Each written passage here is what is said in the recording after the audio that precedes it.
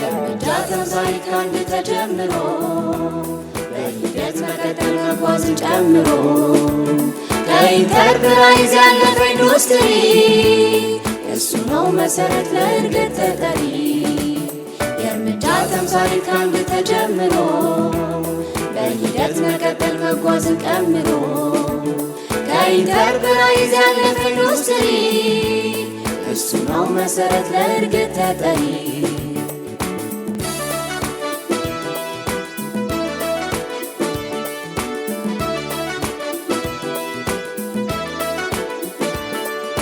ለሀገር መሰረት እንዲሆን ታልሞ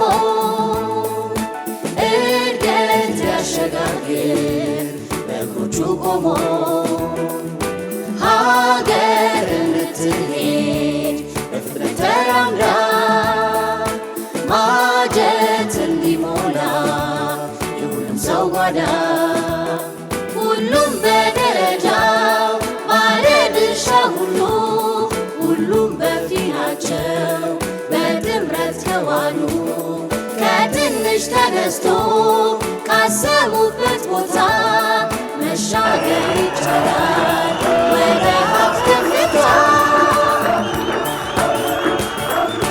ወደ ኢንዱስትሪ የያዘችው ጉዞ የሀብት ክፍፍል በውስጡ ገላንጉራ ኢንዱስትሪ ፓርክ ዛሬ ተመርቆ ለአገልግሎት ክፍት በመደረጉ እንኳን ደስ ያለን እንኳን ደስ ያላችሁ ማለት እወዳለሁ።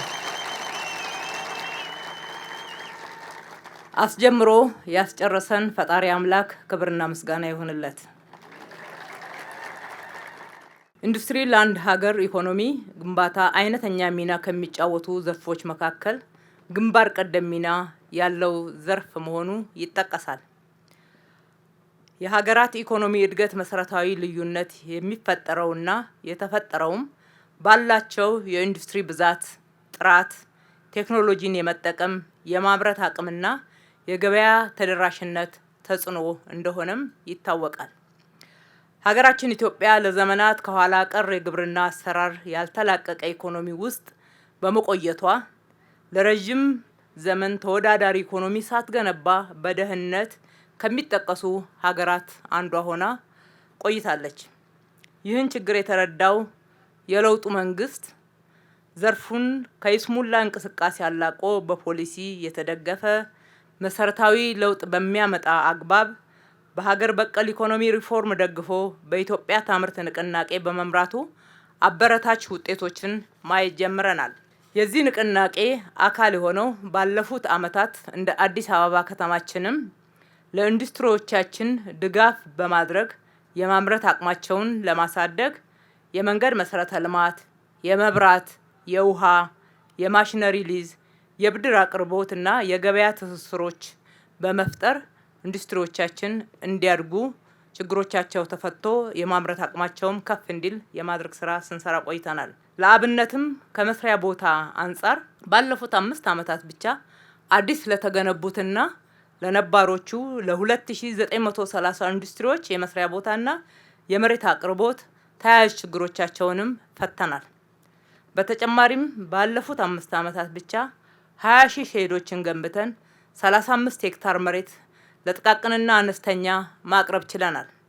በሂደቱም የግሉ ሴክተር ጨምሮ ከ2 ሚሊዮን ሰው በላይ የስራ እድል ማግኘት ችሏል። በሂደቱም አምራችነት አድጓል። ተኪ ምርቶችን በስፋት እያመረቱ ይገኛሉ።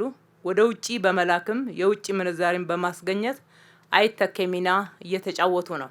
እዚህ ክላስተር ውስጥ የገቡትም አብዛኛዎቹ የዛሬ 5 አመት አካባቢ አደራይተን ስራ እድል የፈጠርንላቸው ትላንት ጥቃቅንና አነስተኛ ዛሬ ኢንተርፕራይዝ ወደ ኢንዱስትሪያሊስትነት ያደጉ ናቸው።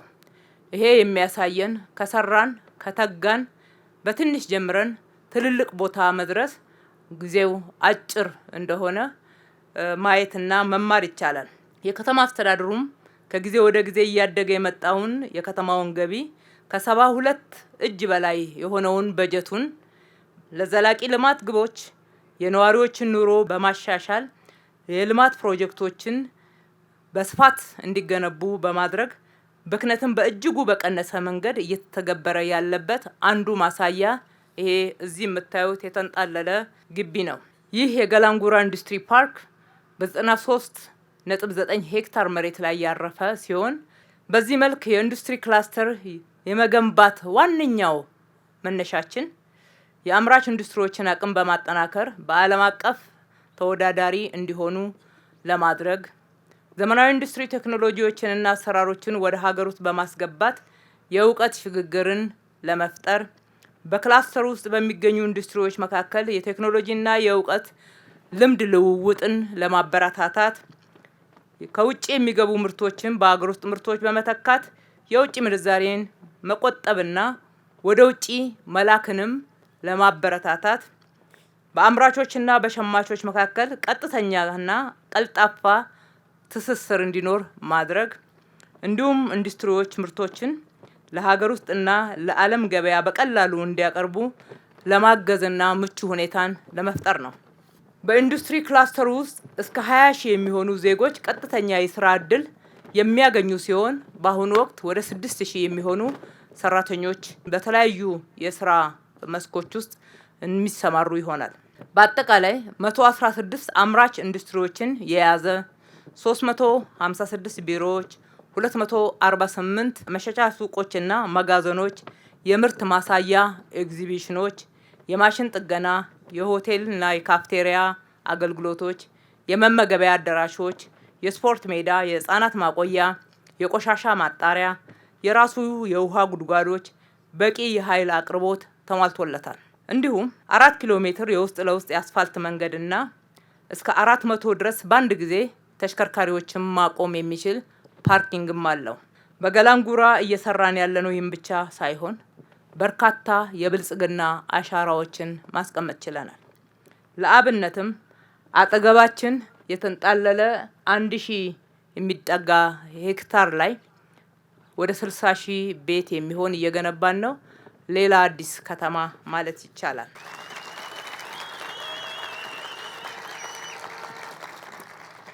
ለካዛንቺስ የልማት ተነሺዎች ምርጥ የመኖሪያ መንደር፣ ሌሎች ግብአቶችንም አሟልተን የገነባ ነው። እንዲሁም ቀድሞ ስራ ያልነበራቸው ወጣቶች ወደ 1700 ለሚሆኑ ልማት ተነሺዎችም በዚሁ አካባቢ ኢንዱስትሪዎቹን አስተባብረን የስራ እድል ፈጥረንላቸዋል።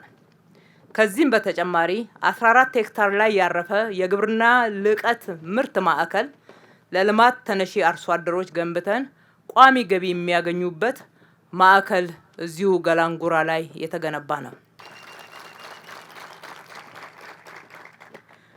እንደዚህ ቀደሙ መሬቱን ወደን አርሶ አደሮቹን የዘነጋንበት ሳይሆን የልማት ተባባሪነታቸውን አካታች የልማት ፖሊሲያችንና ሌሎችንም አጠቃላይ አካተን በጋራ መልማትን ታሳቢ አድርገን ግማሹም በግብርና ልቀት ማዕከሉ ተደራጅተው እንዲሰሩ፣ ግማሾቹን ደግሞ እየገነባን ባለነው የቤት ፕሮጀክት ውስጥ ካሳ ከፍለን ከምናነሳቸው እዛ ውስጥ ተገቢውን ሼር እንዲያገኙ በማድረግ ከዚህ ስፍራም የተነሱትን በገነባነው ኢንዱስትሪ ውስጥ የተገነቡት አነስተኛ ሱቆች ውስጥ የመሸጫ ሱቆችና ጥሬ ዕቃን ማቅረብ እንዲችሉ በማያያዝ እንዲሁም በተያያዥ የስራ እድሎች ውስጥ እንዲሳተፉ የማድረግ ስራ ተሰርቷል። በአጠቃላይ በገላንጉራ እስከ 2013 ዓ.ም ድረስ ሲታረስ የነበረ አካባቢ በመሆኑ ከዚህ አካባቢ ሲያርሱ የነበሩ አርሶ አደሮችን አወያይተን አሳመነን ከከተማው ጋራ ማደግ እንዲችሉ ከተስማማን በኋላ ከ1000 ሄክታር በላይ መሬት ለልማት የለቀቁ አርሶ አደሮች ናቸውና ክብር እንስጣቸው። እጅግ አድርገን እናመሰግናለን። በጥቅሉ የአዲስ አበባ ለውጥ ማንንም የሚያፈናቅል ሳይሆን ከከተማዋ እድገትና ለውጥ ጋር ነዋሪዎችና አኗኗራቸው እየዘመነ እየተለወጠ እንዲሄድ ተደርጓል። ይህ የኢንዱስትሪ ክላስተርም ሁለተኛው ምዕራፍ በአጠቃላይ ከዚህ ኢንዱስትሪ ጋር ተያይዞ ወደፊት የሚታሰብ ነው የሚሆነው። በመጨረሻም በዚህ ስራ ለተሳተፋችሁ፣ ሌትና ቀን ለተጋችሁ፣ ለደከማችሁ፣ ለሰራችሁ አመራሮቻችን፣ ሰራተኞቻችን ከጉልበት ሰራተኛ ጀምሮ በዚህ ስራ ላይ በጣም ዋጋ ከፍላችሁ ውጤታማ ያረጋችሁን ኮንትራክተሮችም፣ ማህበራትም፣ አማካሪዎችም ከልቤ በተጠቃሚዎቹም ስም በራሴም ስም በከተማ አስተዳደሩም ስም ላመሰግናችሁ እወዳለሁ። ፈጣሪ ኢትዮጵያና ሕዝቦቿን ይባርክ።